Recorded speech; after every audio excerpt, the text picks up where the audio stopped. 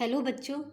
आज हम हिंदी की पाठ्य पुस्तिका ज्ञान सागर का 12वां अध्याय पढ़ेंगे, जिसका नाम है 10 आमों की कीमत। इस पाठ के लेखक हैं R.K. नारायण। तो चलिए बच्चों, हम पाठ शुरू करते हैं।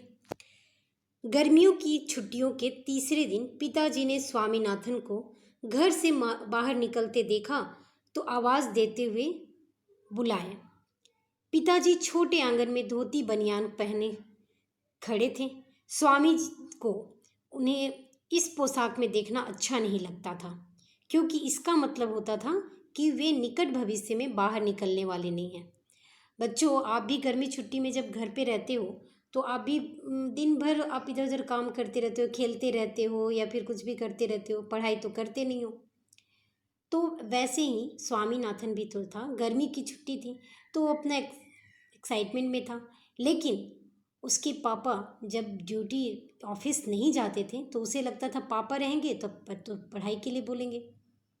इसलिए उसे जैसे अपने पापा को वो जब देखता था कि वे अपने ड्रेस में नहीं है, अपने कपड़े में नहीं है, तो वह सोचता था कि वो यदि धोती बनियान पहने हैं इसका मतलब है कि पापा को बाहर जाना नहीं है, अब वे तो मुझे पढ़ने के लिए बोलेंगे।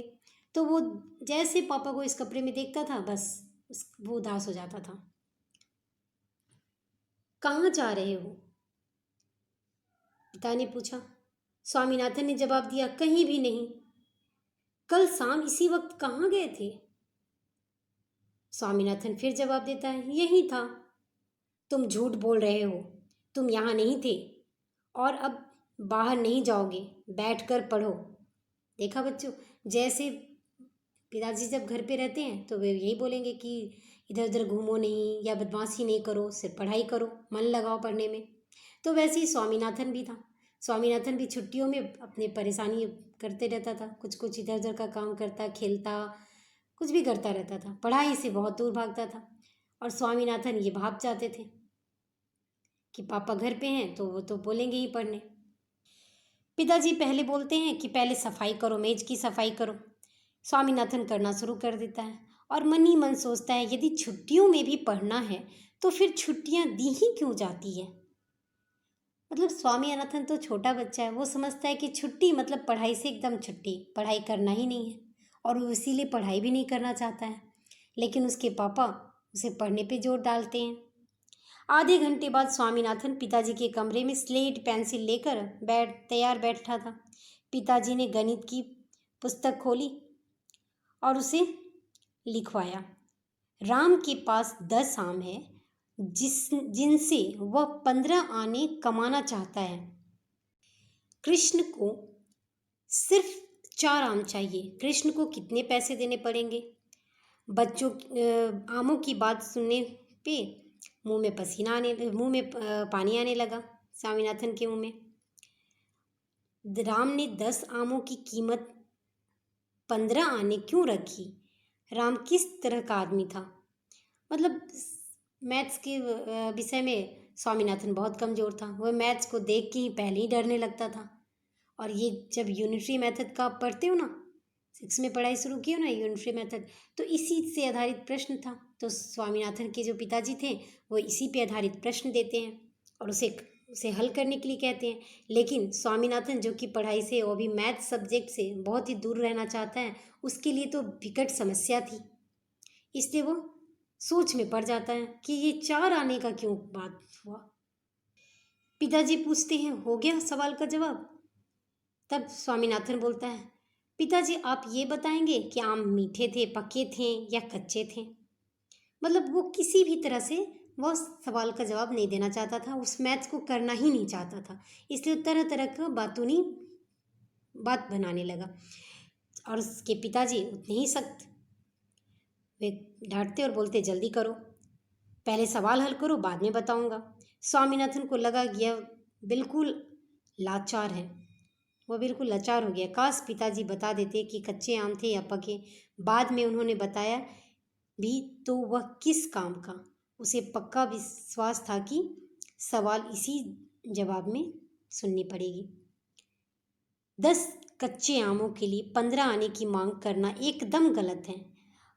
बात ये थी कि उसे उस प्रश्न का सवाल हल तो करना नहीं था, क्योंकि वो मैथ से बहुत डरता था, उसे समझ में नहीं आ रहा था। तो तरह तरह की बातें बना रहा था, मन ही मन अजीब अजीब तरह के सवाल कर रहा था। स्वामीनाथन ने स्लेट से को दूर हटाकर कहा, पिताजी, मुझसे यह सवाल नहीं हल होता।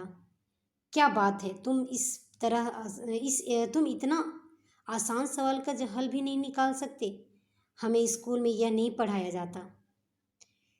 स्वामीनाथन जो था वो मैथ से बहुत ही डरता, इसलिए तरह तरह के मतलब झूठ बोलता, बहाने बनाता, हर तरह की बातों का बनाने लगा, ताकि वो किसी भी तरह उस प्रश्न का हल ना करना पड़े। लेकिन पिताजी थे कि उस प्रश्न के सवाल को हल करवाने ही वाले थे। स्लेट इधर लाओ, मैं अभी तुम्हें तुमसे जवाब निकलवाता हूँ। स्वामीनाथन बड़ी उत्सुकता से किसी चमत्कार की प्रतीक्षा करता है। पिताजी ने सवाल को मन में पढ़ा और पूछा, 10 आमों की कीमत कितनी है? स्वामीनाथन ने सवाल पर नज़र डालकर यह जानना चाहा कि किस हिस्से में सवाल का जवाब छिपा हुआ है। फिर बोला, पता नहीं, तुम 1 नंबर के बुद्धू हो। पढ़ो, सवाल पढ़ो। राम ने 10 आमों की कीमत कितनी मांगी है?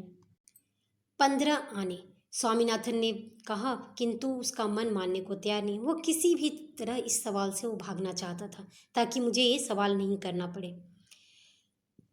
इस तरह पिताजी उससे तरह तरह के उस जो सवाल दिए थे उसी से प्रश्न निकलवाना चाहते थे, ताकि वो समझ सके। ऐसा लग रहा था स्वामीनाथन को पिताजी ने सताने में ही मज़ा आ रहा है। कैसे बेवकूफ़, कृष्ण कितना दाम देगा। मैंने वो सवाल को भी एक तरह से वो समझ रहा था कि ये सवाल भी मेरे ऊपर भार की तरह है। तब पिताजी को गुस्सा आता है। देखो स्वामी, मन तो करता है कि तुम्हारी खूब मरम्मत करो, तुम्हारी खोपड़ी में क्या भूसा भरा है, और इस तरह से मारने लगते हैं। आप तस्वीर में देख सकते हो बुक में, किस तरह पिताजी उस पर बरसने लगते हैं, क्योंकि इतना सिंपल सवाल वो मतलब खुद से कोशिश ही नहीं करना चाह रहा था कि मैं इस प्रश्न का हल कर पाऊँ। वो तरह तरह की झूठी बातें बनाने लगा। तो पिताजी को गुस्सा आया। कीमत हुई 15 आने, तो एक की कीमत कितनी हुई? आप किसी भी सवाल का यूनिटरी मेथड में करते हो ना, जैसे कितने का भी सवाल पूछा जाता है तो पहले आप सवाल लिखते हो, फिर एक का निकालते हो, फिर जितने का पूछा जा रहा तब निकालते हो। तो उसी तरीके से पिताजी उसे समझाने का प्रयास करते हैं। पिताजी कान मरोड़ते हैं और फिर से सवाल पूछते हैं। स्वामीनाथन को समझ में ही नहीं आ रहा था कि इसमें गुना करना है, भाग देना है, जोड़ना है, घटाना है, मतलब मल्टीपल करना है, एडिशन, सब्सट्रैक्शन, कुछ भी उसे समझ में नहीं आ रहा था कि मैं इस प्रश्न में क्या करूं कि मेरा उत्तर आ जाए।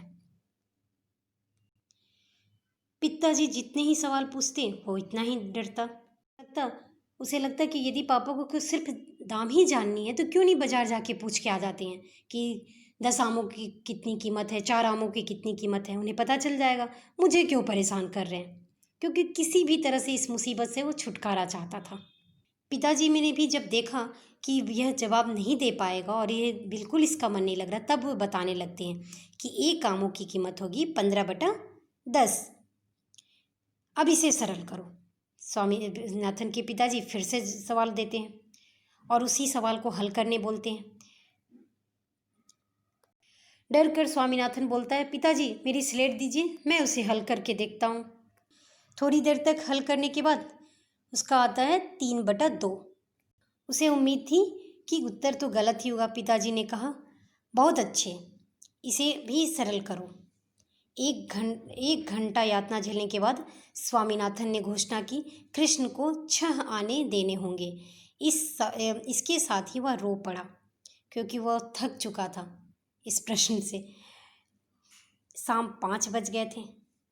क्लब जाते समय स्वामीनाथन के पिता को इस बात का अफसोस हुआ कि उन्होंने बेटे को सारी दोपहर परेशानी में डाला, और खंबे के पीछे उदास खड़ा देखकर उन्होंने पूछा, क्यों बेटे, मेरे साथ क्लब चलोगे? स्वामी एक क्षण के लिए ओझल हुआ और फिर कोट टोपी पहनकर प्रकट हुआ। घर के बाहर कार हॉर्न बजाया। पिताजी ने टेनिस और रैकेट उठाया और स्वामीनाथन को साथ तेजी से कार की ओर बढ़ गए। और इस तरह स्वामीनाथन अपने पिता के साथ चल पड़ा। इसी तरह बच्चों, जब आपको भी कुछ नहीं आता और आपके मम्मी पापा यदि किसी चीज़ के लिए डांटते हैं तो आपको भी बुरा लगता है ना, लगता है कि बेकार का ये परेशानी आ गई है मेरे पास। इसी तरह स्वामीनाथन को भी लग रहा था। एक मैथ्स का सवाल नहीं था, बल्कि उसके लिए एक बहुत बड़ी परेशानी थी, जिसे उसने दिन भर झेला और अंत में थक चुका था वो। और बाद में क्लब जाके वो बहुत खुश होता है।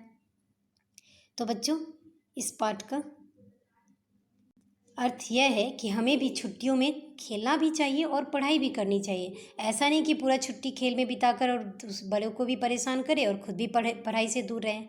छुट्टी का मतलब यह नहीं है कि आप सिर्फ छुट्टी मनाओ, बल्कि आप स्कूल से बाहर घर पे भी रह के आप मन से पढ़ाई करो।